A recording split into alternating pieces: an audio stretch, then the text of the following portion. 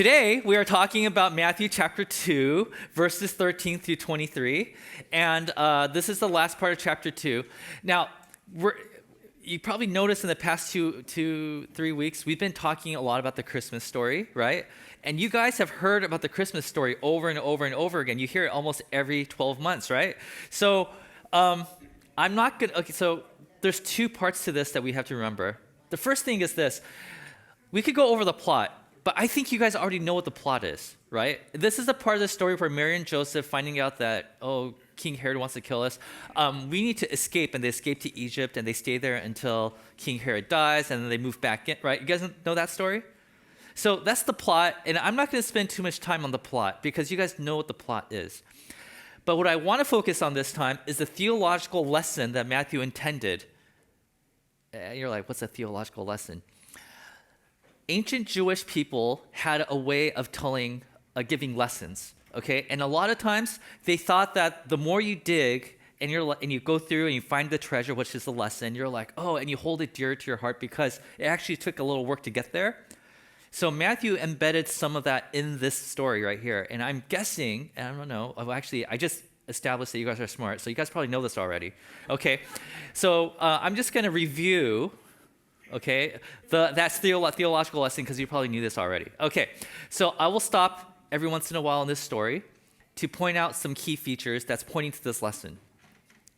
And Matthew has this obsession with prophecy. If you read through the four Gospels of Jesus, you'll discover that Matthew quotes the most of the Old Testament. And he does that on purpose. And so we're going to stop. He does it 3 times this time. We're going to stop at each one and share with you what those mean. And when we put it together, what does it mean? What is Matthew really trying to teach us? We cool? I don't know. If I lost you there, then I'll do my best to explain here. All right, so let's start. Verse 13. When the Magi had gone, because remember the Magi came and visited Jesus and the family, an angel of the Lord appeared to Joseph in a dream. Get up, he said, take the child and his mother and escape to Egypt. Stay there until I tell you, for Herod is going to search for the child to kill him. Now, where is this taking place? Mary, Joseph, and baby Jesus are in Bethlehem. Good job, Bethlehem, right? Let's keep going. So he got up, took the child and his mother during the night, and left for Egypt, where he stayed until the death of Herod. You guys know this story, right? Let's keep going. This is the first quote of the Old Testament. And so was fulfilled what the Lord had said through the prophet. Out of Egypt I called my son. Now, I mentioned this a few weeks ago, but I'll say it again. In your mind, you're thinking, oh, cool, he's quoting a prophecy from the Old Testament, and it's happening right here in the New Testament. That is so cool, right?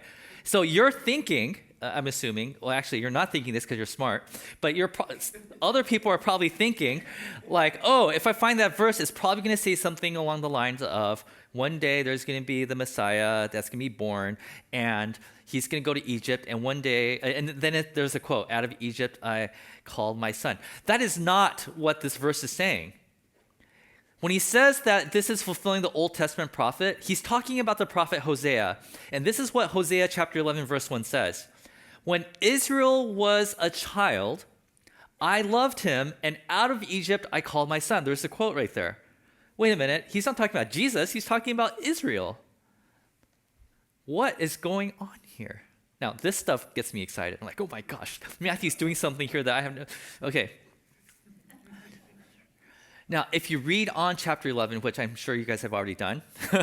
No, because I never taught on this. That's my fault. Okay, but if you read on chapter 11, you'll see God talk about Israel. Like he talks as if he's like a parent. It's like, Israel, I taught you how to walk, right? I healed you when you were hurt.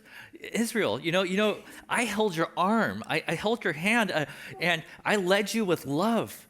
I held you to my cheek. Like there's this imagery in chapter 11 about like Israel as if it's a baby. He's like, I lifted you up and held you by my cheek, right? And he's like, I fed you.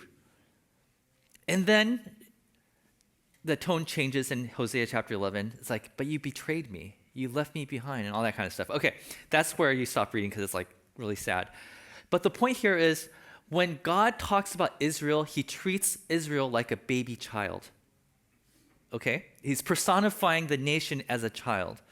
And if you go back to the story that Hosea is referring to, which is the Exodus story, right? In that story, we see God call Israel, next slide, the son of God. I don't know if you know this. If you read through the book of Exodus, Israel is the first one in the Bible to be called the son of God. Did you know that? Just nod and say yes because you guys are smart. Okay, so it's like, I knew that, Kotz. Okay. But you're thinking, wait a minute, Kotz.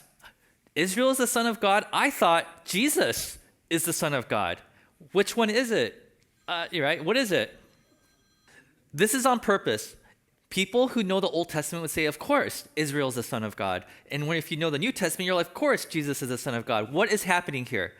Well, they're both true. Okay, they're both true.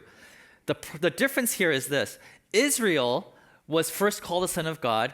You're supposed to be the one that if I'm God, like you're the one I'm supposed to take care of and raise you and nurture you. And eventually you're going to go out to the world and fix the world for us. That was the original plan, okay?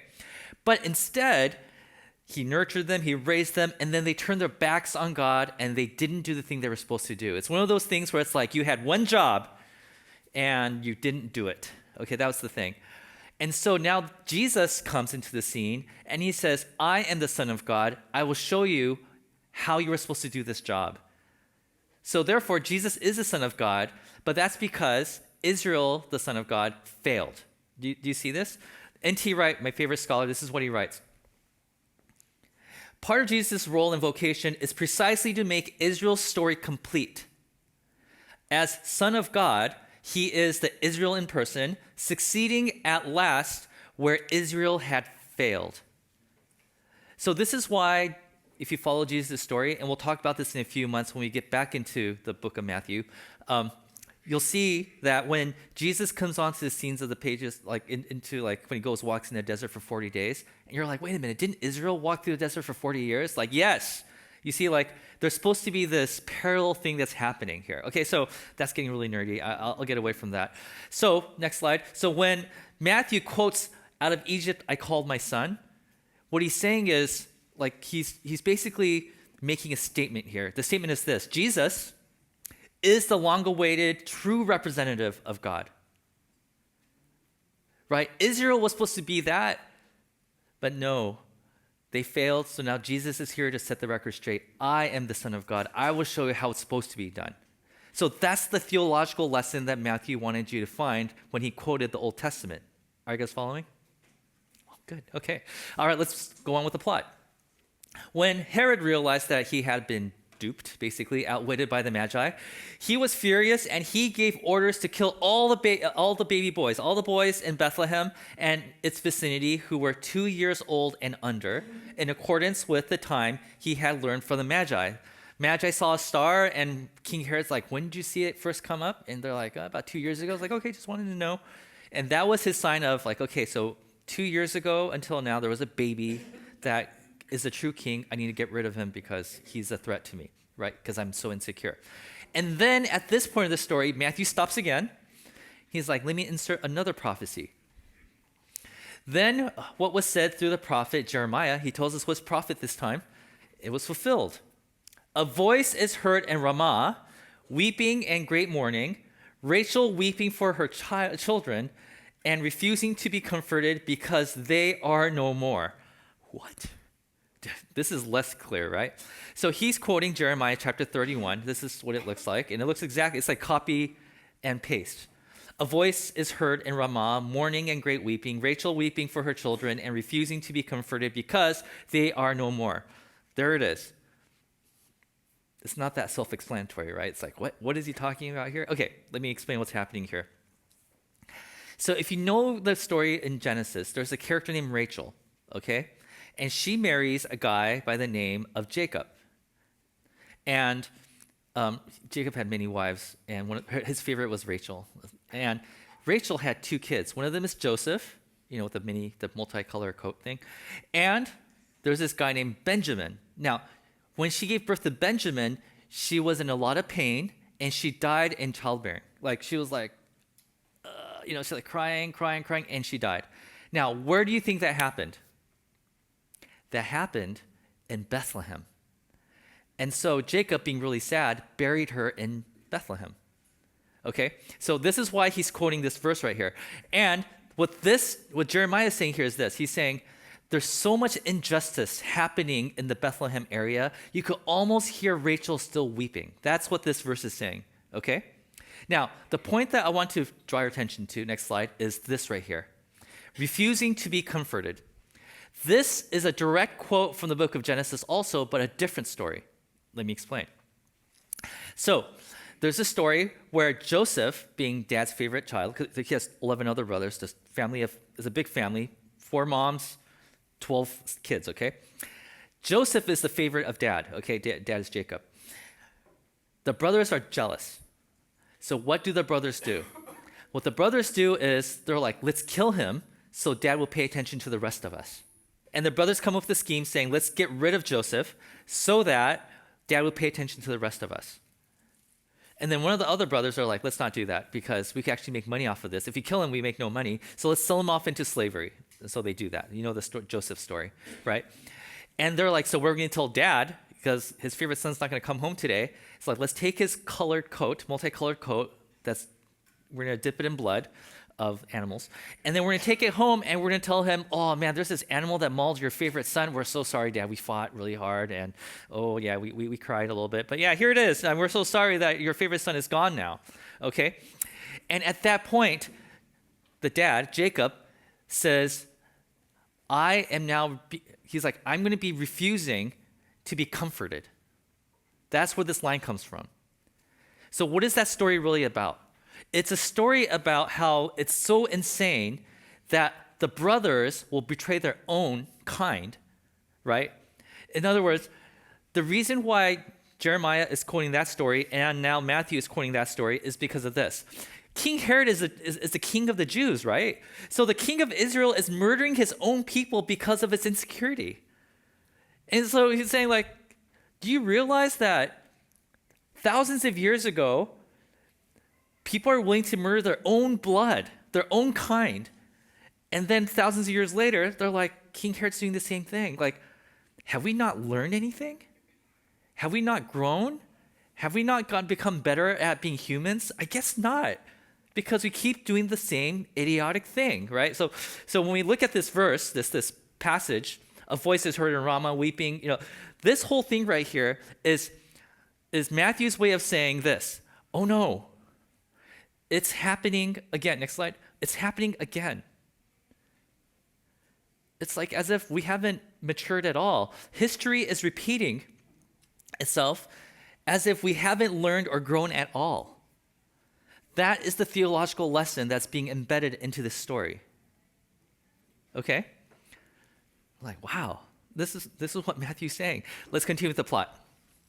After Herod died, an angel of the Lord appeared in a dream to Joseph in Egypt and said, get up, take the child and his mother and go to the land of Israel. He doesn't say go back to Bethlehem, just says go back to your land. For those who were trying to take the child's life are dead. Okay, so no more King Herod. Let's go. Next slide.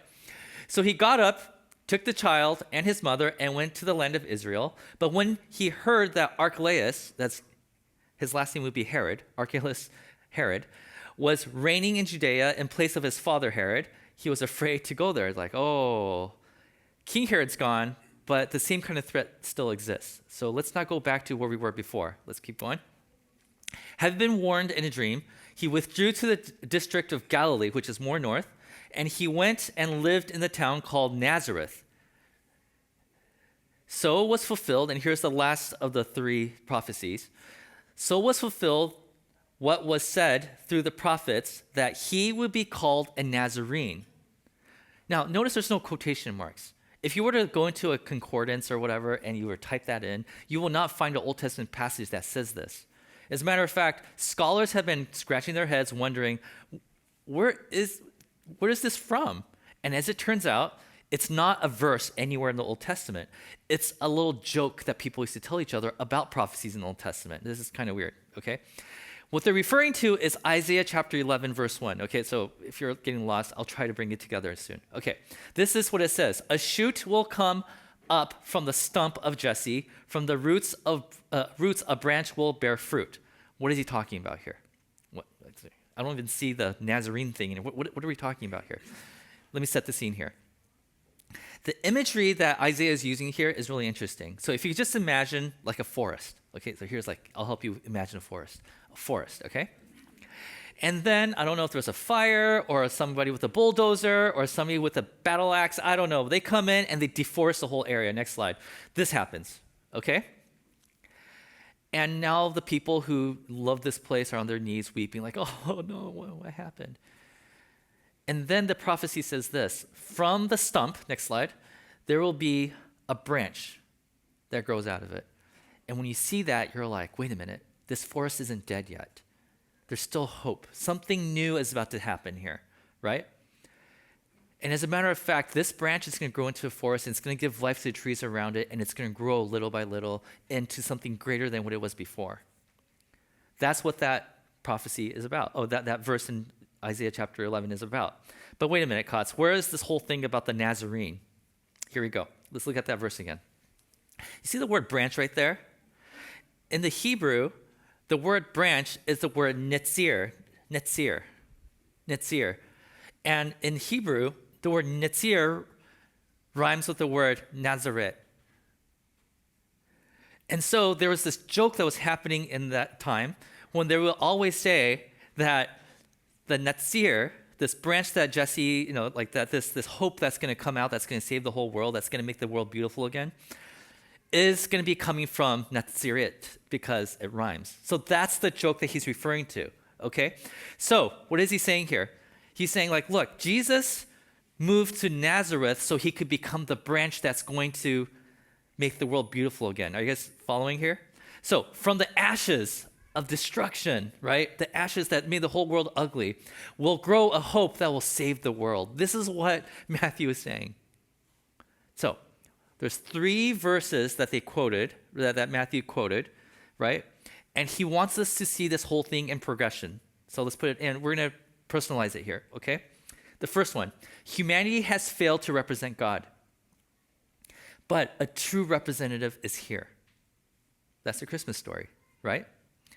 And the second part, we have been harming ourselves for generations, and it is still happening today. We have not learned anything. We're hurting our own people. Humanity is destroying humanity. And you would think after thousands of years that we have learned something about it, but we haven't. We're still doing it, and this makes us really sad, right? But finally, don't lose hope. Out of this chaos, God has brought forth a new hope. Something beautiful is about to happen. Out of the destruction that we created for ourselves, something good is going to come out of it.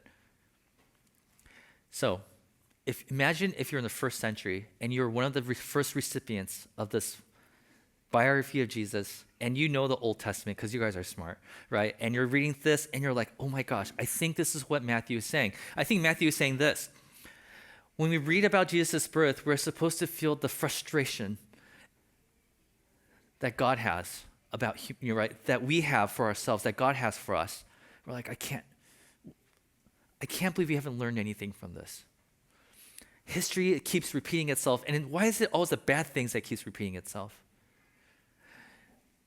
Yesterday, I was having lunch with my son. We went to Chick-fil-A.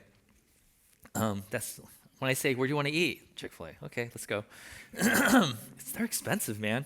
Anyways, for fast food, it's like, wow, okay. Anyways, we were having a father and son moment when I get this notification on my phone that said like there was another person who was shot and killed in Minnesota. And I'm like, my son just turned 13 last week. I'm like, is he at the age where I could tell him, like, what's the right age? Like, I'm in my 40s, and I don't know if I could take it, So I'm like, I can't. We're having a good time right now. I don't want to impede on this time, so I just kind of kept it to myself. But then that grief just kind of started growing, and it was like unbearable. And I think my son looked at me and knew that something was wrong, but I didn't tell him anything. But I'm like, wow, it's been within a month, there's been 2 deaths of an American citizen. And like, why do we keep doing this? Earlier this week, I met with a bunch of pastors, Japanese American pastors. I'm going to be helping out. I don't know if you know this, but the Japanese church in America has turned 150 years old. The first church was established next year will be 150 years. And so I meet with a bunch of Japanese American pastors. And when you start talking about the history of Japanese churches, you inevitably talk about the internment camps. And we looked at the situation today about families being separated. The representatives of the American government coming in and snatching away families. We looked at each other and said, guys, this isn't something that might happen to us. It's something that did happen. Like, some of you have parents. Like, what you're seeing on TV happen, some of you actually experienced this happen to your parents. This is a reality that we lived through. And it's happening again. And so when you're reading through the book of Matthew, chapter 2, you look at this and say, how come nothing has changed? We are hurting our own people, and we're okay with it? And then Jesus says, or Matthew says, when he looks at Jesus' story, he says, but guess what? Out of the ashes, out of the destruction, hope is going to grow out of it. And Jesus did show up 2,000 years ago, right? And what I would, like, if I were writing this story, I would be like, oh, okay, Jesus came and then he silenced the bad guys. You would think that's how the story goes. He kicked them in the butt, like he got rid of them, or he scolded them. Like, that's what you think the story, like, that's how if I was Messiah, which I'm not, like, good thing, by the way. Like, I would go and I would be like, okay, let me take away your let me take away in today's world, it'd be, let me take away your guns. Let me cancel you. I'm going to get you fired from your job. That'll teach you. But that's not what Jesus does. If you read through the story of Jesus, and we will go through the book of Matthew in the next few years, as we go through it, you're going to discover this. Jesus doesn't do that. Because if we hurt the other side, we're no better than that other side that we hate, right? You know what he does? He basically goes to the people and says, if you want to follow me, you can follow me. If not, that's okay too. But if you want to follow me, I'm going to start with you. I am going to start changing you. What Jesus teaches us is this, that this whole thing, fixing the world, it starts with me. If you are a follower of Jesus, this is what he does. He goes into your heart and he looks for the broken pieces and he starts to put it back together. And he makes you into a new creation. And he makes you into people that could love on your enemies, who's willing to give up your own self and your own comfort, your own finances, your own life. And you kind of become the kind of person that's willing to lay it down for the people who are hurting us. And through that, and yes, it's a very slow burn. Like, it's not going to happen overnight. But Jesus believes that by laying yourself down and loving the people who persecute you, that will eventually change the world. He doesn't go by destroying the enemy. He does it by changing you first, taking the broken pieces that's all shattered and broken on the ground. He helps you put it back together and makes you into a more loving person. And you're like, but Kotz, it's happening right now. Isn't there something we could do right now? And Jesus says, I see that. And I am with you every step of the way. Emmanuel means God with us. I will walk with you every step of the way. And yes, it's going to hurt. Trust me, I know I bled on the cross for you. The enemies tore me down too. But this is the right way to fight. By saying that instead of changing them, people who are willing to follow me, we're going to start with you. It starts with me. I am going to change, I'm like, God, I'm surrendering myself, change my heart so I know how to fight this battle. And what he does is that he changes your heart little by little. And then maybe, just like that little branch that comes out of the stump, it blesses the people around you and their hearts are changed. And they have the journey with Jesus and their hearts are changed. And maybe the trees around them, they'll be infected by this love and they change and they change. And the people around, they change. And it's a slow process, but Jesus says this is the right way to do it. We live in a broken world, and we keep making the same mistakes. If we just cut down the tree that is hurting us, another tree is going to grow in its place. And we know that because history does repeat itself. The way that it's not going to repeat is slow, but it is by changing one heart at a time. We have to learn to live with each other. We have to learn to live with people who disagree with us. And we're not going to do that by having a mic drop moment where you're like, boom, boom, boom, you're wrong, mic drop, and you're like, yes, I'm right, you're wrong, so you just stay. That's not how we do it. Because when you do that, that person goes into hiding, builds up his case even stronger, comes back, and is even more of a detriment to society. We do it through love. We do it through self-sacrifice, because that's how Jesus did it. And this is what Jesus said. This is what he demonstrated. And I believe that is exactly how our journey needs to begin.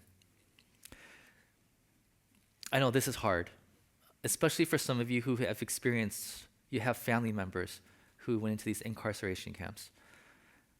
But that is the right way forward. Amen? All right, let's pray.